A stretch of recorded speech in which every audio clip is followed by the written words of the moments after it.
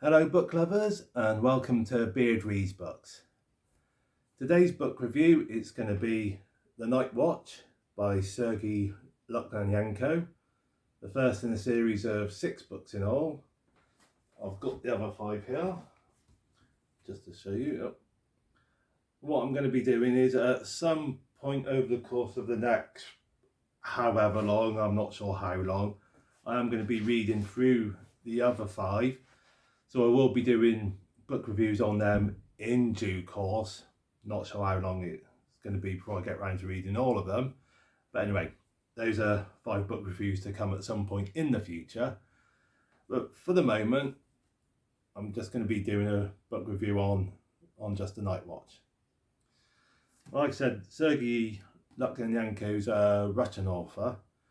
And this series of books was translated into English by an Andrew Bromfield. So it's set in Moscow. I think one of the later books, I think it was the last watch? One of the books later on in the series, it is sort of set in and around Edinburgh. So not all the books are set in Moscow, but this one is set completely within Moscow. This Night Watch series, the books, it's all about people who are referred to as others. So they're magicians, werewolves, vampires, sorceresses. I think I've mentioned shapeshifters, haven't I? Yeah. So it's a group of people. They're not human. They're sort of, well, I wouldn't say they're superhuman. Well, they're others. They're, like I said, the magicians and the shapeshifters and all that kind of thing. And it's all about sort of the world that they live in. With these others, you've got light others and the dark others. And they have got a treaty between them that they live by, where they kind of keep the peace between each other by and large. So they're not directly at war with each other, the two sides. They have got a bit of a truce between the two sides. And what they do is they have watches, so where they, like, each side observes the other side and make sure they're observing the treaty. So the light others, they've got what's known as the night watch. And obviously the dark others, they've got what's known as the day watch. So the light others, the night watch, they go out at night time, observe the dark others, make sure they're keeping to the treaty. Obviously the dark others, they do the same. The day watch goes out during the daytime. You get the drift. And before I forget, slight aside, in this series of books, there's also something called the Twilight. It's kind of a parallel, could I call it parallel Earth? It's a little bit like a parallel Earth. It's a realm that runs alongside Earth that the others can enter into by stepping through their shadow. And there's various different levels to the Twilight realm. The more powerful you are as an other, the deeper into the Twilight you can go into. So pretty much any and every other can enter the first realm, the first level of the Twilight. But you can only sort of delve deeper into the Twilight the more powerful you are. So the more power you have, the deeper into it you can go. And also each book in this series, it's separated into 3 little novellas. So there's 3 novellas in each book. And for the most part, they are 3 separate stories, but they do have they're interconnected. There's a strand, like a central sort of strand that runs through each of the novellas in each story. So they're not completely standalone novellas in the books. So it's a style that not everyone might appreciate, having reading a book that's kind of separated into three little novellas, but it's a style that I kind of like. It kind of works for me. I mean, probably not my most favourite style of book, but I don't hate it. I kind of enjoyed it. It kind of worked for me, especially with these ones. But anyway, The Night Watch. Now, in this book, the main protagonist is a gentleman called Anton. He's a light other working for the Night Watch, and he's been an other for about 5 years at the point that we start at the start of this book. And for pretty much all of that time, he's been working just in the office. He's a computer analyst.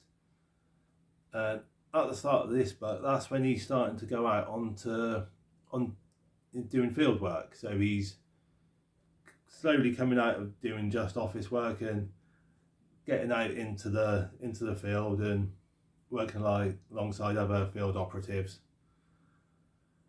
And he starts off with him having to investigate an incident with a couple of vampires from the dark side. They've sort of slightly broken the treaty, so he has to investigate. And whilst he's out searching for these vampires, he spots somebody on the metro train that's got a vortex above her head. So a vortex, what that is when somebody gets cursed, a vortex appears above their head. It's like draining them of energy, for want of a better way of putting it. So a small curse, like a sort of like a go to hell said in anger kind of thing, said in the heat of the moment, that kind of produces a small vortex. But a real big curse produces a big vortex.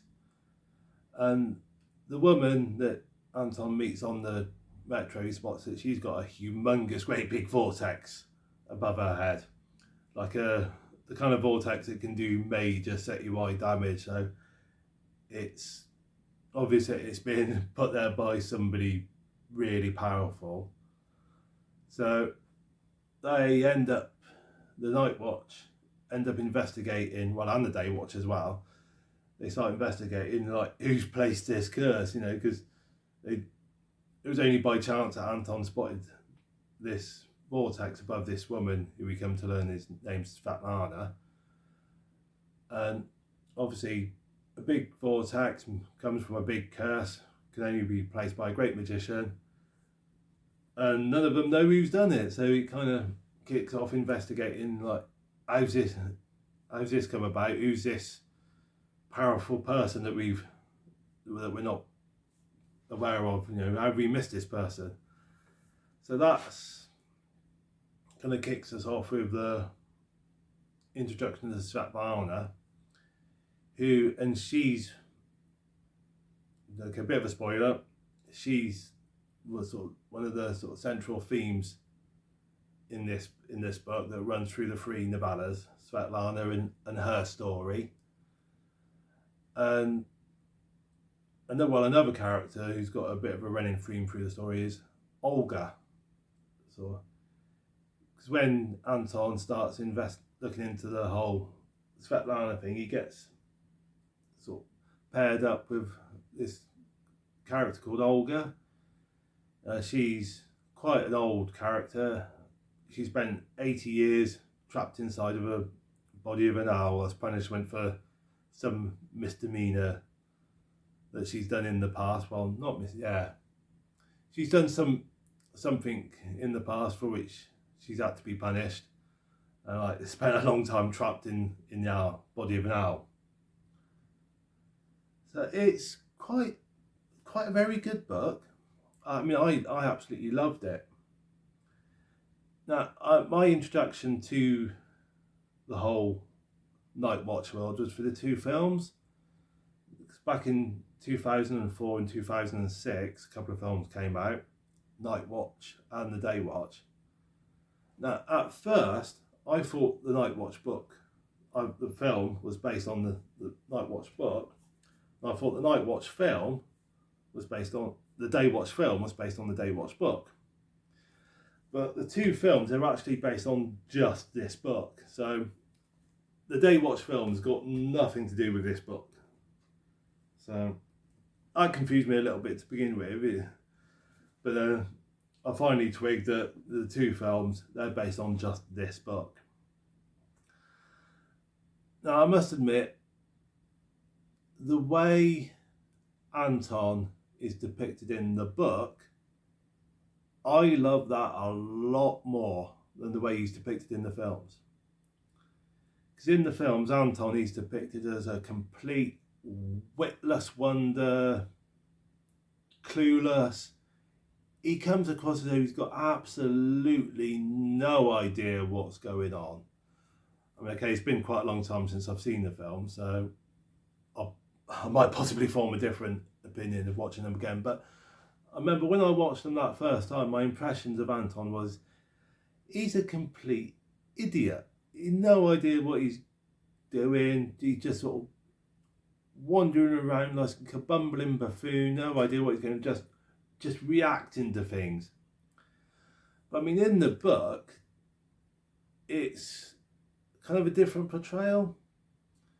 So what we have is, and as I said, Anton, he's been an other for just 5 years, and all that time he's been working in the office.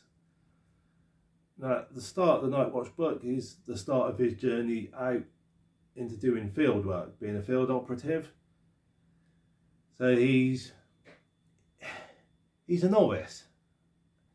In the book, he comes across as a bit of a novice, bit wet behind the ears, a newbie. And of course, he's making mistakes. He's a bit slow to catch on to what's going on. He's a typical newbie. He's acting in exactly the same way as, no worse than what a new guy would be, which is what he is with regards to being a field operative. Okay, he's been with the Night Watch for 5 years, but that's all been office work. No, and he's only, with the start of this book, he's only just starting to do field work, so he's brand new to field work, getting out on the field, being a field operative, and he's acting in exactly the way I'd expect a new person to act. So he doesn't come across as a witless wonder in the book. He doesn't come, at least not to me. To me, he comes across as someone he's got a bit of the intelligence. He's got the intelligence. He's not stupid. He's just new, a newbie, and he's kind of making the kind of mistakes that a new person would. So yeah, I preferred his portrayal in the book a lot more than I preferred his portrayal in the film. So he was a very interesting character. In a way, I did feel as though I was on a bit of a journey with Anton as I was reading through the book.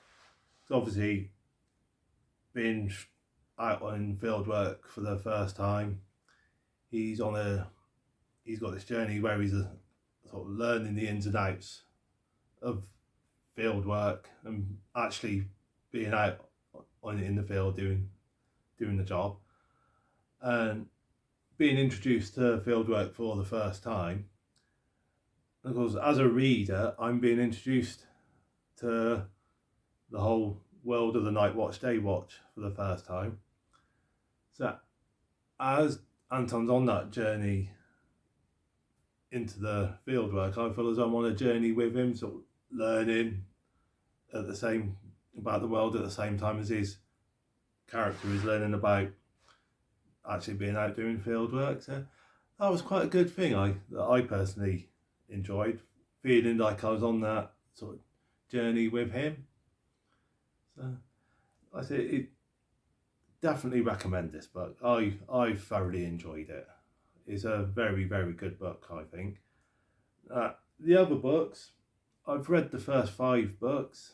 Like, I haven't read book 6 yet, so I read the first 5 books a long time ago, and only just recently discovered about the existence of the 6th book. So this one, never read it yet. I bought this the other day, and I thought, since I haven't read the other 5 in a long time, I thought, good excuse to go back, read the first 5, and then read this one. So I'm looking forward to getting to book 6. But like I said, like the first 5 books, I can remember I thoroughly enjoyed them when I read them the first time round. This is the first one that I've given a second read into, and it holds up well on a second reading. Because it's been a long time since I read it, since I last read it, I've forgotten quite a lot of the details. So it was almost like reading it brand new again. And as I was reading along, I was trying to think, oh, what happens here? What happens here? And it slowly came back to me. But it holds up well on a reread. At least it did for me. So it's the kind of book you can easily go back to again and enjoy it just as much as the first time.